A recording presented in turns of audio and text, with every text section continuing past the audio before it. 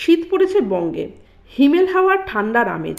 আর এই আমেজ গায়ে মেখে রাস্তায় খেলতে নামলেন তৃণমূল কংগ্রেসের দুই মহিলা বিধায়ক, যা দেখে রীতিমতো ভিড় জমে গেছে।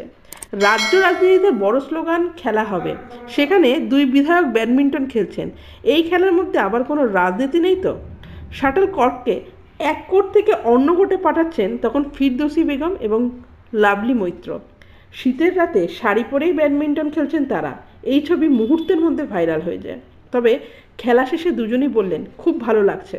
এদিকে শাড়ি পরে র্যাকেট হাতে ব্যাডমিন্টন কোর্টে নামলেন সোনারপুর দক্ষিণ বিধানসভা কেন্দ্রের বিধায়ক লাভলি মৈত্র এবং সোনারপুর উত্তর বিধানসভা কেন্দ্রের বিধায়ক ফিরদৌসী বেগম।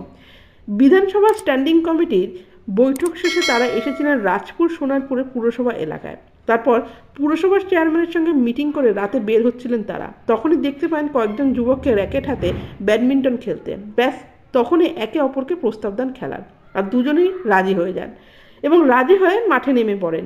তারপর শুরু হয় খেলা। অন্যদিকে বিধায়কদের সঙ্গে খেলায় যোগ দেন রাজপুর সোনারপুর পুরসভার পুরপ্রধান পল্লবকান্তি দাস এবং পৌর পরিষদ সদস্য নজরুল আলী মণ্ডল। খেলা শেষে দুজনই জানান খুব ভালো লাগছে তাদের। শাড়ি পরে যখন মহিলা বিধায়করা খেলছিলেন তখন তা ছিল দেখার মতো। একে অন্যকে কার্যত বুঝিয়ে দিচ্ছিলেন কে কতটা ফিট। তাছাড়া খেলাটা তারা যে খারাপ বোঝেন না, সেটা একে অপরের কথোপকথনেই বোঝা যায়। টান টান মুহূর্ত যারা দেখেছেন তাদের অনেকে এই খেলা ফ্রেমবন্দি করেছেন।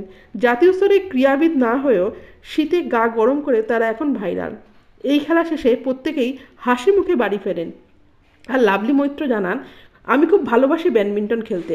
আজ এখানে খেলার আয়োজন দেখে নিজেকে সামলাতে পারিনি। সবাই বলল খেলার জন্য ভালো লাগছে, মাঝে মধ্যে যদি সময় হয় তাহলে খেলার জন্য এখানে আসতে চাইব।